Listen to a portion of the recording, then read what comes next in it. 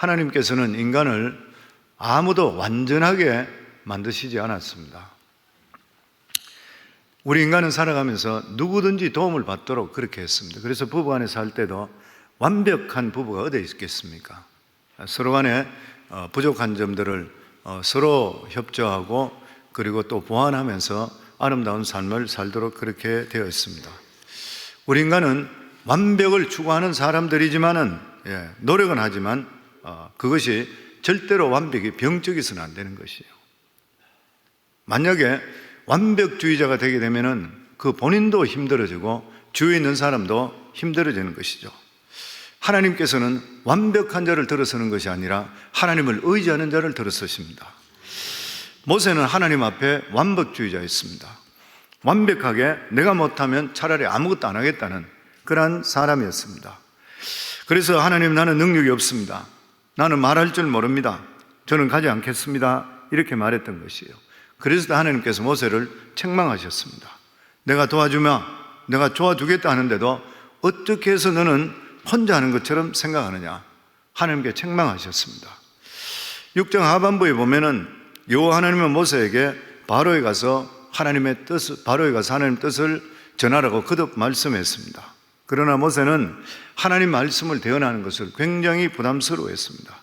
왜냐하면 자신은 입이 둔한 사람이라, 자기는 자격이 없는 사람이라, 그리고 자기 말을 듣지 않을 것이라 이렇게 생각했던 것이에요.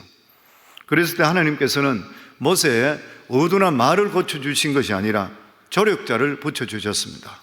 바로 아론을 붙여서 대언하게 했습니다.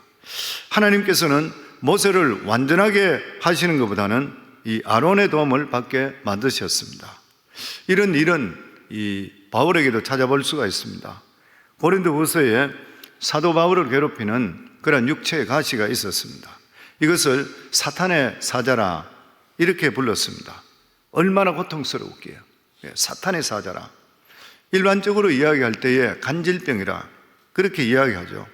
설교하다가 거품을 뿜으면서 쓰러지고, 보통 어려운 일이 아니었던 것이에요. 그래서 사도 바울은 주님께 3번 간절하게 간구 기도했다는데 하나님께서는 그 기도 들어주시지를 않았습니다.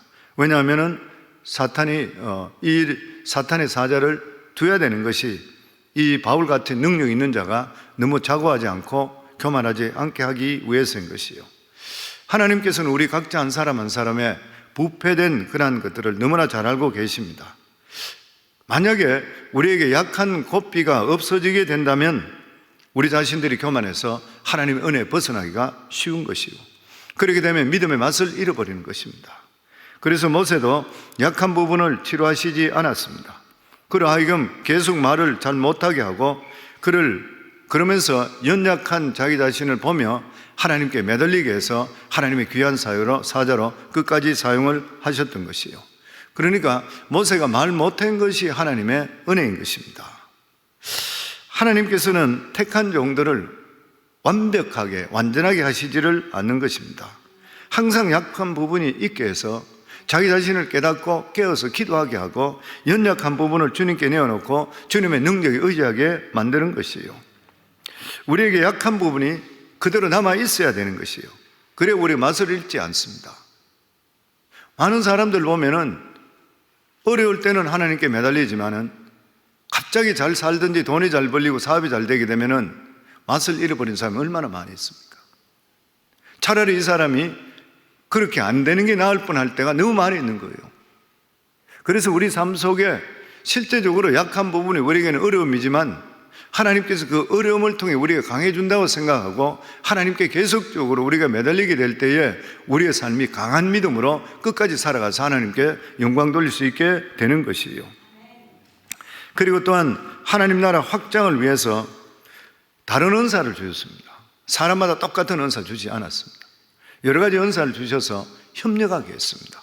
은사도 여러 가지 많은데 한 사람이 여러 개 받은 것도 있지만 대부분 다른 은사를 받았습니다. 그러면서 교회를 튼튼하게 세우게 하는 것이에요.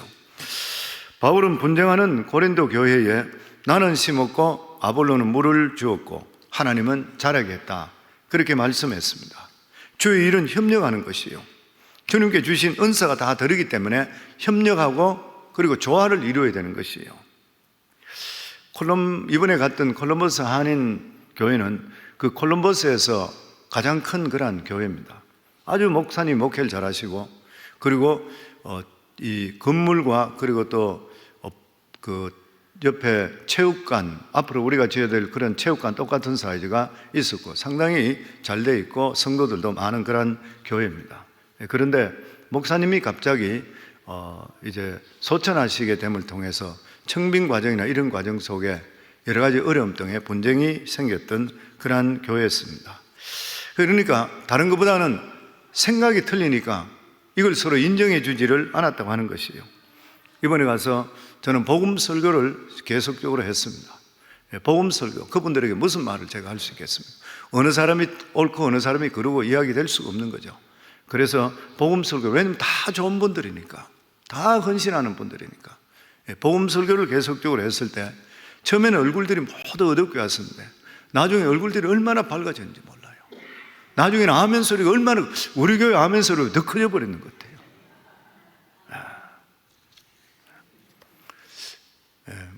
웃으면서 하는 이야기겠지만 워싱턴에 이사까지 오겠다고 하시는 분도 있어요.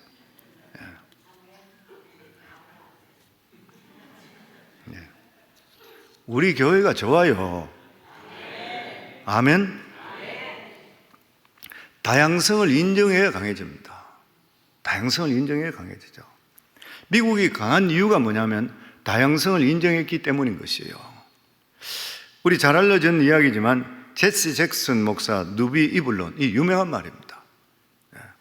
오래전에 민주당 대통령 후보에 경선에 나왔던 이 제시 잭슨, 마이클 두카키스하고 최종 예선에서 결과적으로 제시 잭슨은 떨어졌습니다. 그런데 그가 남겼던 명연설은 후대에 많은 사람들에게 알려져 있습니다. 이런 말을 했습니다. 마이클 두카키스의 양친 중 한 분은 의사이고 한 분은 교사였습니다. 나의 부모는 하인이었고 미용사였고 경비원이었습니다. 두카키스는 법률을, 나는 신학을 했습니다. 둘 사이는 종교, 지역, 인종의 차이, 경험과 관점의 차이가 있습니다. 그러나 미국이란 나라의 진수는 우리가 하나 되게 되는 그것은 다수의 차이, 바로 그것 때문입니다. 하나님의 섭리는 그와 나의 오솔길이 한 곳에서 만나도록 한 것입니다. 두카키스의 선치는 이민선을 타고 미국에 왔습니다. 나의 선조는 노예선을 타고 미국에 왔습니다.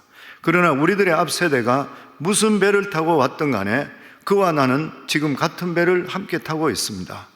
미국의 한 가지 실, 한 가지 색깔, 한 가지 천으로 짜여진 담요가 아닙니다. 사우스캐롤라이나에서 보냈던 나의 유년 시절, 나의 어머니는 담요 한 장 마련해 주지 못했지만 어머니는 슬퍼하지 않으셨고 우리는 춥지 않았습니다. 대신 어머니께서 틀헝겊, 실크, 방수천, 부대자루 등 여러분들의 구두나 간신히 닦을 수 있는 조각천을 모으셨습니다. 어머니는 기운찬 손놀림과 튼튼한 끈으로 조각천들을 꿰매어 훌륭한 누비부를 만드셨습니다. 그것은 힘과 아름다움과 교양을 상징합니다. 이제 우리도 이른바 누비 이불을 건설해야 됩니다. 오늘날 미국의 힘은 바로 누비 이불과 같은 다양성에서 나오는 힘이라고 제시 잭슨 목사는 말을 했습니다. 이 말은 다양한 지체를 가진 교회도 똑같이 적용됩니다. 똑같이 적용되죠. 이것이 가장 먼저 적용됐던 교회가 어디냐면 안디옥 교회입니다. 초대 안디옥 교회. 사도행전 13장 1절에 보면 안디옥 교인들의 구성 사람들이 나와 있습니다. 안디옥 교회에 선지자들과 교사들이 있으니 곧 바나바와 니그레라는 시몬과 구레네 사람 루기오와 분봉왕 헤롯의 젖동생 마나엔 및 사울이라. 바나바는 예루살렘 사도들이 이 교회를 위해서 파송한 그러한 사역자, 죄종이죠. 그러니까 담임 목사인 것이요. 시몬은 별명이 니게르라 그랬습니다. 니게르라는 말 뜻이 뭐냐면 흑인인 것이요. 흑인. 그러니까 시몬은 흑인 출신으로 이 안디옥 교회에 와 있는 것이요. 전통적으로 유대인들은 흑인을 굉장히 싫어한답니다. 왜 그러냐면은 자기들이 생각할 때 저주받은 민족이라 생각하기 때문에 경멸했다는 것이요. 그럼에도 불구하고 이것을 극복해서 한 멤버가 되었던 것이요. 뿐만 아니라 루기오는 본문에 보면 한 번밖에 안 나오는데 이 사람이 성경에 근데 다른 곳에 언급되지 않는데 아프리카 구레네 사람이라고 그랬어요.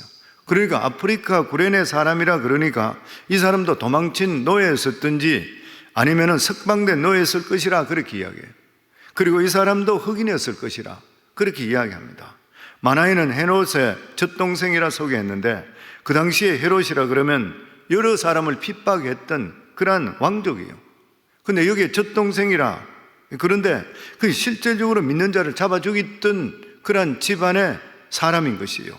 그런데도 이것을 품어줘 예수 그리스도로 영접하고 나니까 지도자로 세워졌던 거예요. 그 다음에 소개한 사람이 사울이잖아요. 사울은 나중에 이름이 바뀌어서 바울이 되었습니다.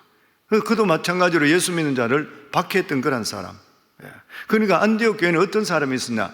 느긋한 사람, 바나바 같은 사람, 느긋한 사람, 사람을 품어주는 사람, 바울 같은 사람, 독종이잖아요. 칼날 같은 사람입니다. 이런 사람. 그리고 최고의 왕족 출신 마나엔, 흑인 출신 시몬, 노예 출신 루기오, 과거에 교회를 핍박했던 그런 사람, 지금 핍박하고 있는 헤롯 가정의 출신, 지역도 다양하고 이런 사람들이 모두 누비불 같이 모이는 거예요. 이럴 때 가장 강한 교회가 되었습니다. 우리 교회가 담고자 하는 교회가 어느 교회예요? 안디옥 교회잖아요. 최초로 세계 선교가 시작됐던 교회예요. 이게 어떤 힘에서 나왔어요? 다양성에서 나왔습니다. 그때 교회에서는 서로 간에 왜 저 사람이 틀리냐 이야기하면 안 돼요. 틀려야 같이 살아요. 저희 아내하고 너무 틀리는 거 아시죠? 틀리는 것보다 다르다고 알죠. 너무 다릅니다. 너무 다르기 때문에 내가 지금도 핍박을 많이 받아요. 왜냐하면 자기 같지 않느냐고요. 너무 다른 거예요. 다름에도 불구하고 사랑하고 예수 안에 있게 되니까 누구보다도 강해지는 거예요. 아멘이 없어요. 그렇잖아요, 보면은. 모두 다가. 교회는 다양한 사람들이 모이고 인정해야 됩니다, 그것을. 그리고 다른 사람의 이야기를 인정하고 생각해 줄 수 있어야 되는 거예요. 교회는 보면 자라난 배경도 다 틀리고 교육 수준도 다 틀리고 경제 수준도 전부 다 틀리는 것입니다. 그런데 하나님께서 이러한 다양한 사람을 모여주는 이유가 뭐냐면 다양한 가운데서 하나님의 능력이 교회에 나타나기 때문인 것이에요. 저는 우리 성광교회가 안디옥 교회 같이 다양성을 품어줘서 세계 선교에 크게 쓰임받을 수 있기를 주의 이름으로 축원합니다. 아멘. 그리고 능력은 하나님께서 허락하십니다. 오늘 7절 말씀에 보면은 네가 바로의 신이 될 것이라. 1절에 보면 바로의 신이 될 것이라. 이 말은 모세가 신처럼 대접받을 것이라 이 말이 아닌 것이죠. 하나님의 능력이 입혀져서 그에게 하나님의 무서운 능력이 나타날 것이라.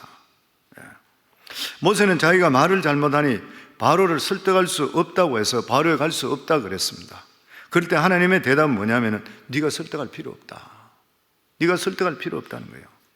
하나님의 이스라엘 백성들을 구원하는 것은 하나님의 능력이지 모세의 설득력이 아니라는 거예요. 이것을 우리가 믿어야 되는 것입니다. 비록 말을 아무리 유창하게 잘한다 하더라도 하나님께서 함께 하시지 않으시면은 아무리 들어도 아무 쓸데 없어요. 목회자도 마찬가지로 설교가 아무리 잘하는 것이 매끄럽게 잘한다 하더라도 성령의 기름 부음이 없으면 지나가고 끝나고 나면 좋았더라 하고 끝나버려 아무것도 아니에요. 하나님의 능력이 성령께서 터치해 주시고 나면 말을 더듬고 무슨 설교가 저래 이런데도 불구하고 밤에 자다가도 자꾸 생각나게 만들어요. 나를 바꿔주는 거예요. 성령의 능력인 것이죠. 모든 것들이 보면은 구원은 우리가 말을 잘한다고 구원받게 할 수 있는 게 아니잖아요. 아무리 조리 있게 이야기한다고 하더라도 사람들이 그렇다고 해서 복음을 받아들이는 것은 아닌 것이에요. 오로지 하나님께서 은혜를 주셔야지 마음문을 열어서 말씀을 받아들이고 구원의 역사가 임하게 되어 있는 것이에요. 그래서 저는 예전에 부산의 수영로 교회 정필도 목사님, 아주 유명한 분이시잖아요. 정필도 목사님 저한테 책도 주셨고 우리 교회 와서 집회 오셔서 그리고 집회하셔서 그런 설교도 하셨어요. 처음에 자기가 신학교 끝나고 나서 그러고 하나님께 기도하면서 내가 어디 가서 목회를 해야 되겠습니까? 그래 기도하며 누구든지 자기한테 첫 번째 와서 자기에게 청빙하는 사람한테 가겠습니다 했는데 첫 번째 왔는 사람이 부산에서 기차 타고 와서 자기에게 찾아왔다. 그래 자기가 그렇게 하나님께 기도했기 때문에 부산으로 내려갔대요. 부산에 갔는데 교회를 개척했는데 교회가 부흥되고 성장이 거듭됨을 통해서 한 사람 성도에 대한 중요성을 깨닫지 못하고 자기가 설교를 잘하고 내가 이렇게 열심으로 했기 때문이라 이러한 자기 마음속에 그 마음이 들었던 거예요. 그런 생각이 들던 주간 수요 예배에 있었는데 강단에 섰는데 교인이 한 사람도 안 나타나요. 피아니스트 한 사람, 자기 부인 사모한 사람 딱 그것밖에 없었대요. 너무너무 놀랐대요. 너무너무 놀랐던 것이에요. 별별 생각을 다 해봤답니다. 고민이 너무 돼서 집에 못 돌아갔다는 거예요. 교회 남아서 밤이 새도록 새벽 때까지, 그 다음날 새벽 때까지 계속 엎드려서 자기가 하나님께, 하나님 내가 무엇을 잘못했습니까? 가르쳐 주세요. 그렇게 몰려오던 교인들이 한 시간에 그냥 삽시에 발을 어떻게 이렇게 딱 끊을 수 있다는 것입니까? 그때 주님의 책망하는 음성이 갑자기 들립니다. 네가 해, 내가 하지. 네가 해, 내가 하지. 네가 해, 내가 하지. 세 번 음성이 들립니다. 그때 이 목사님이 아이고 주님 제가 잘못했습니다. 주님 저는 지금까지 제가 하는 줄 알았고 주님이 하는 줄 몰랐습니다. 제가 하는 줄 알았어요. 제가 설교를 잘하고 제가 목회를 잘하는 줄 알았습니다. 주님 잘못했습니다. 용서해 주세요. 주님의 더 세미한 음성이 또다시 들립니다. 네가 이 교회를 세운 것이 아니라 내가 이 교회를 세웠다. 네가 설교를 잘해서 부흥한 것이 아니라 내가 내 양떼를 이곳에 보내서 교회가 부흥된 것이라. 주님이 많이 보내주시면 큰 교회가 되는 것이고 적게 보내주시면 적은 교회가 되는 것이요. 양을 얼마나 보내주느냐는 것은 전적인 주님의 권한에 있는 것이고 주님의 주권인 것이에요. 그 말씀을 들으면서 감사합니다, 감사합니다. 이제 알겠습니다. 이제부터는 주님께서 이 교회의 당회장이고 저는 이 교회의 교육 전도사입니다. 이제부터는 충성할 때는 주님께서 교회마다 다 하세요. 절대로 주님 이제는 월권행위 하지 않겠습니다. 더욱 조심하겠습니다. 그때부터 그 교회가 부흥하기 시작해서 한강 이남으로 가장 큰 교회를 이뤘잖아요. 대단한 그분의 영역이 대단하신 분이에요. 우리 교회 오셔서 말씀을 전하고 금요 기도회를 이끄시는데 뭐 이분 큰 기도도 하지도 않는데 간단 짧게 하는데도 성도들이 퍽퍽 넘어지더라고요. 마찬가지로 전도도 말을 잘해서 설득해서 예수 믿는 것이 아니라 말을 잘하는 것이 중요한 것이 아니라 예수 믿고 나서 내 생활에 삶 속에 변화가 일어나 있는 것이 바로 능력인 것이에요. 내 삶에 예수 믿는 사람은 믿고 나서 삶의 변화를 나오는 것이 바로 믿음의 능력인 것입니다. 그런데 이 믿음의 능력, 이 변화의 능력은 누가 주는 것이요? 성령이시잖아요. 성령입니다. 사도행전 1장 8절에 오직 성령이 너희에게 임하시면 너희가 권능을 받고 예루살렘과 온 유다 사마리아 땅끝까지 내 증인이 되리라. 이 권능을 받는데 우리가 권능이 뭐예요? 힘을 받습니다. 능력을 받는다는 것이죠. 로마서 8장 26절에는 이와 같이 성령도 우리 연약함을 도우시나니 성령께서 우리 연약함을 도우는데 우리 연약한 거 아시는 거예요. 인간은 본질적으로 연약합니다. 그렇기 때문에 우리 삶은 하나님의 능력이 절실히 요구돼요. 저도 그렇고 여러분들도 그렇고 예수님은 예수님의 제자들 12대 수제자인 베드로는 3번이나 예수님을 부인했다가 닭 우는 소리에 회개했습니다. 그리고 부활하신 주님을 직접적으로 만나서 기뻐했습니다. 그렇지만 다시 갈릴리로 돌아가서 어부가 되었습니다. 예수 그리스도의 죽으심과 그리고 또한 부활이 베드로에게는 전혀 힘이 되지 않고 무관했다는 거예요. 부활을 보았는데도 불구하고 달라진 것이 하나도 없습니다. 왜냐하면 옛날로 돌아가 버렸으니까요. 여전히 베드로는 그냥 베드로였습니다. 근데 그거 언제 바뀌는 것이에요? 오순절 다락방에 성령 강림으로 성령의 능력을 체험하고 나서 들려졌어요. 성령의 권능을 받자마자 들려졌어요. 그래서 우리 성도님들 보고도 이야기하지만 특별히 저는 교회 사역자들로 항상 하는 이야기가 성령의 능력을 좀 받으라고 그래요. 성령의 능력을 받아야지 인생이 달라지고 목회가 달라지는 것이에요. 그게 아니고는 그냥 가르친 걸로 끝나버리는 것이에요, 보면. 이 베드로가 성령 강림을 통해 성령의 능력을 받고 동시에 강하고 담대해집니다. 백성들 앞에 서서 하나님의 말씀을 듣는 것이 옳으냐, 너희 말하는 것을 듣는 것이 옳으냐, 너희가 판단하라. 옛날엔 생각도 못할 일이에요. 우리가 보고 들은 것을 증거하지 아니할 수 없나니 죽어도 좋다는 거예요. 믿음의 용기가. 배워도 소용없었고, 주님과 함께 생활했어도 소용없었고, 알아도 보아도 힘이 없었던 거예요. 그런데 성령 충만의 역사 없이는 아무것도 아닌 것이에요. 평생 성경을 100번 읽었다 하더라도 예수 그리스도의 십자가에 못 박혀 죽으시고 부활하시고 재림한 것을 안다 하더라도 성령 체험이 없으면 여전히 예수 그리스도와 나와는 관계가 없는 것이에요. 성령의 조명 없이는 우리가 아무리 성경을 읽는다 하더라도 하나님과 우리 관계를 이해할 수가 없는 것이에요. 그러나 성령이 함께 하시면 모든 성경 말씀이 나에게 주는 말씀이요, 내 사건인 것이요, 주님 부활이 내 부활이 되는 것이요. 바울은 성령의 도움 없이는 기도까지도 할 수가 없다 그랬습니다. 그래서 갈라디아서 5장 16절에 보면 내가 이르노니 너희는 성령을 따라 행하라. 우리 교회 원래 표어잖아요. 성령을 따라 행하라. 성령의 도우심을 받아 살아갈 때에 육체의 소욕을 이기고 승리할 수 있다는 거예요. 나의 의지, 나의 결심, 내 결단에서 인생을 살지 말고 성령을 쫓아 살기를 주의 이름으로 축원합니다. 성령의 도우심을 기도할 수 있기를 주의 이름으로 축원합니다. 그 인생은 능력 있는 삶이 되고 복된 삶이 될 줄을 믿습니다. 그리고 나서 3절에 보면은 하나님은 바로를 택하지 않으시고 버리실 것이라 분명히 말씀했습니다. 그러니까 여기 보면 하나님의 예정과 섭리를 알 수 있게 되는 것이요, 하나님께서는 바로의 마음을 강팍하게 하신다 그랬습니다. 이 말은 강팍하지 않는 착한 사람을 강팍하게 만들다 이런 말씀이 아닌 것이죠. 바로의 교만한 마음을 그냥 두시겠다는 것이요. 이미 바로는 하나님의 택함을 받지 못하게 정해졌던 사람이라 생각할 수 있는 것이죠. 하나님께서는 모든 사람을 구원하지 않습니다. 인간의 죄악은 보편적이지만 구원은 보편적이 절대 될 수 없습니다. 택한 자가 있는 것이요.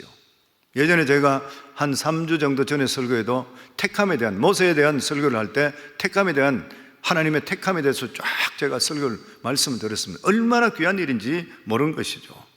하나님은 인류를 두 부류로 다루십니다. 하나는 악한 그들을 내버려 두는 것이요, 그들에게 구원의 기회를 주시지 않으시는 것이요, 구원을 눈으로 뻔히 보는데도 불구하고 자기의 악한 본성 때문에 거부하는 것이요, 아무리 두들겨 패도 회개하지를 않는 것이요. 그런 사람은 인간이 하나님 앞에서 얼마나 악독하고 교만하며 심판받기에 마땅한 것을 증명하기 위한 존재예요. 사도행전 5장 7장 57절에 보면 스데반 집사가 순교하기 직전에 설교할 때에 유대인들은 귀를 막고 결사적으로 듣질 않고 일심으로 달려서 돌로 때려서 죽였다고 그랬습니다.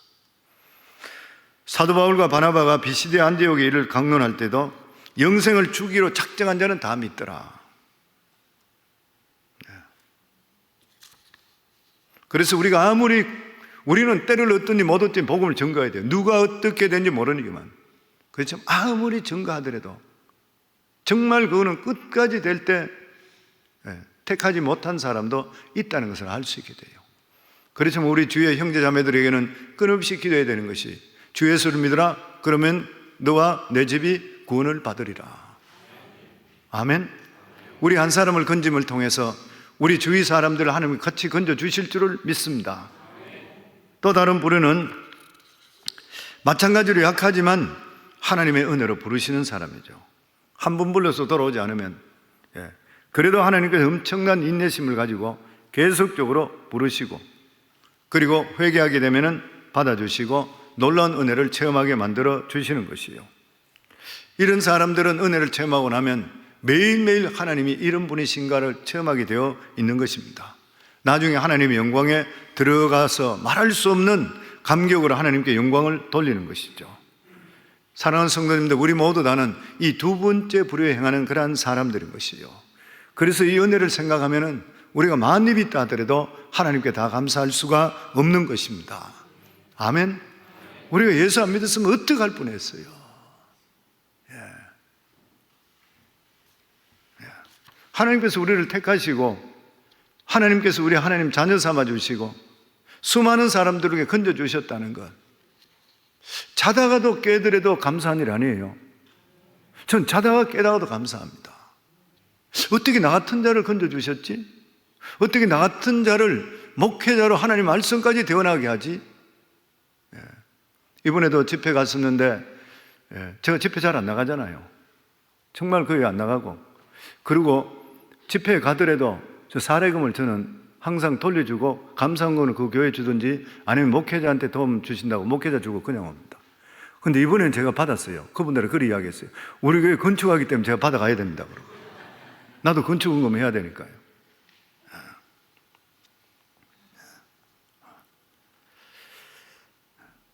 우리 자신들의 삶이, 우리도 그래서 예수 그리스도의 은혜와 영이 우리 속에 넘치게 될 때부터 우리가 인생이 바뀔 뿐만 아니라 우리가 얼굴들이 바뀌기 시작하고 전체가 바뀌기 시작합니다. 우리 교회 특징이 뭐인 것이요? 우리 교회 얼굴 성도들이 밝잖아요.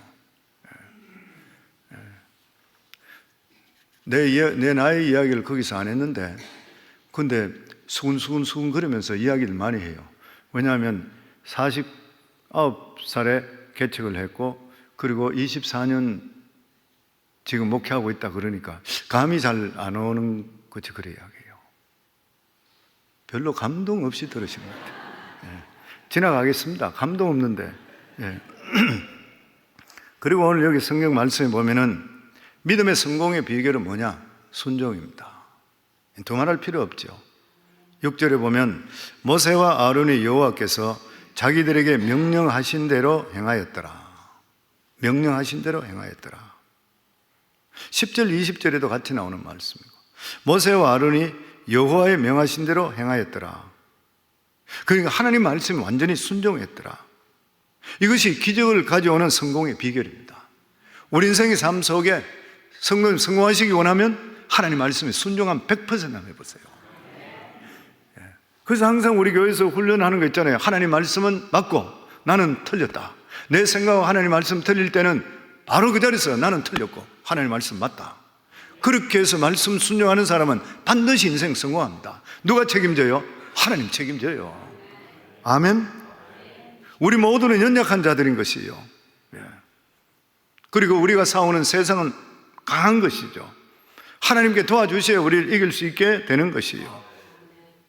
사울왕이 아말렉과 싸울 때에 완전히 순종하지 못했을 때 사무엘 선지자가 이렇게 책망합니다. 사무엘이 이르되 여호와께서 번제와 모든 제사를 그 목소리 순종하는 것을 좋아하심같이 좋아하시겠나이까? 순종이 제사보다 낫고 듣는 것이 수양의 기름보다 나으니라. 순종이 예배드리는 것보다 더 낫대요. 그 말씀이잖아요. 여호수아 1장 7절에도 여호수아를 불러내서 오직 너는 마음을 강하게 하고 극히 담대하여 나의 종 모세가 내게 명하는 율법을 다 지켜 행하고 좌로나 우로나 치우치지 말라. 그리하면 어디로 가든지 형통하리니 이 율법책을 내 입에서 떠나지 말게 하며 주야로 그것을 묵상하며 그 가운데 기록한 대로 다 지켜 행하라. 그리하면 내 길이 평탄하게 될 것이라. 내가 형통할 것이라. 아멘. 순종하시면 강해지시게 되어 있는 것이고 담대하게 되어 있습니다. 교회도 나오는 건 마찬가지잖아요. 주일날 예배 참석하고 예배마다 참석하고 하나님께 기도하고 이런 사람은 기도하더라도 기도이 강해져요. 하나님께 10의 1조도 온전히 드리고 하나님 기뻐하는 일 내가 하게 되고 마음에 거리낌이 없으면 담대해지는 것이잖아요. 순종하시면 담대해지는 거예요. 마지막으로 7절 말씀 보면 그들이 바로에게 말할 때에 모세는 80세였고 아론은 83세였더라. 3살 터울인 형제예요. 소명을 받을 때 모세가 80이고 아론은 83살. 성경에 80세까지 장수하는 일은 흔치 않습니다. 이 모세는 120살까지 살았지만 모세 시대가 사람들이 몇 살 정도 살았냐 하면은 모세가 지었던 시편 90편입니다. 90편에 보면 우리의 연수가 70이요 강건하면 80이라도 그 연수의 자랑은 수고와 슬픔뿐이요 신속기간이 우리가 날아가나이다. 그 당시에서도 일반적인 평균 수명이 70에서 80이었던 거예요. 그런데 모세는 80세 나이에 인생을 새로 시작했던 거예요. 새로 시작. 사실 하나님께 쓰임 받는 데는 나이가 그렇게 중요한 것은 아닌 것이죠. 순종할 의지만 있게 된다면 하나님께 사용하는 것이에요. 그래서 모세는 120세, 여호수아는 110세까지 살았습니다. 지난번에 한번 그 말씀 드렸죠. 산 믿음은 늙지 않는다. 살아있는 믿음은 늙지 않습니다. 늙지 않으니까 모세가 보통 70에 80에 연수가 그런데 120세까지 살게 되고 여호수아도 110세까지 살았던 거예요. 모세가 80에 부름받을 때 아무것도 할 수 없는 그런 노인이었습니다. 그래서 모세는 보낼 만 자를 보내소서. 나 같은 늙은이가 뭘 하겠습니까? 그래서 하나님께서 노를 바랬던 것이에요. 그런데 믿음으로 40년을 살아 120세에 그가 죽을 때 늙어 힘이 없어 죽은 것이 아니라는 거예요. 정말 이런 복이 있으면 너무 좋을 것 같아. 신명기 34장 7절에 보면 모세가 죽을 때 나이 120세였으나 그의 눈이 흐리지 아니하였고 기력이 쇠하지 아니하였더라. 저와 여러분 모두에게 이런 복이 임하기를 주의 이름으로 축원합니다. 아주 건강하게 있다가 한순간에 불러가면 얼마나 좋아요. 제일 큰 축복이잖아요. 여호수아도 110세에 죽었습니다. 만일 여호와를 섬기는 것이 너에게 좋지 않게 보이거든 너희 조상들이 강 저쪽에 섬기던 신이든지 또는 너희가 거주하는 땅에 있는 아모리 족속의 신들이든지 너희가 섬길 자를 오늘 택하라. 오직 나와 내 집은 여호와를 섬기겠노라 하니 이 일루에 여호와의 종 눈의 아들 여호수아가 110세에 죽었네. 아브라함은 100세 때 아들을 낳았잖아요. 그가 100세나 되어 자기 몸이 죽은 것 같고 사라의 태가 죽은 것 같음을 알고도 믿음이 약해지지 아니하고 아브라함을 살린 것이 뭐라고요? 믿음인 것이에요. 믿음이 없이 하나님의 약속을 의심하지 않고 믿음으로 견고해져서 하나님께 영광을 돌리며 약속하신 그것을 또한 능히 이루실 줄을 확신하였으니 그러므로 그것이 그에게 의로 여기더라. 의가 뭐예요? 아브라함은 불가능을 가능으로 믿었다는 것이에요. 그 이유가 무엇인 것이에요? 하나님이 함께 하시면 능치 못함이 없다는 것을 믿기 때문에 자기 아내 나이가 90이 다 돼 가는데도 불구하고 하나님이 하시면 이루어준다는 것을 믿었다는 거예요. 아멘. 누구든지 아브라함처럼 믿기만 하면 아브라함과 같은 그런 복을 받게 되어 있는 것이에요. 우리도 100% 하나님께 모든 것을 맡기게 믿음으로 살게 되면 하늘이 열립니다. 하늘이 뚫리게 되어 있는 것이고 하늘의 복이 폭포수같이 쏟아질 줄을 믿습니다. 예수님도 믿음 없는 자들을 꾸짖었어요. 폭풍이 불고 배가 흔들릴 때에 막 난리가 났다가 예수님 제발 우리를 살려주세요 했을 때 바람과 파도를 잠잠히 하고 나서 이 믿음이 적은 자들아 꾸짖었거든요. 사랑하는 성도님들, 우리를 살리는 것이 믿음입니다. 믿음을 가지고 있게 될 때는 우리는 영적으로도 충만할 뿐만 아니라 육체적으로 강건해지는 역사가 임하게 되어 있는 것이에요. 저는 우리 성광교회 성도님들 모두 다가 이러한 귀한 복들이 충만하게 임할 수 있기를 주의 이름으로 축원합니다.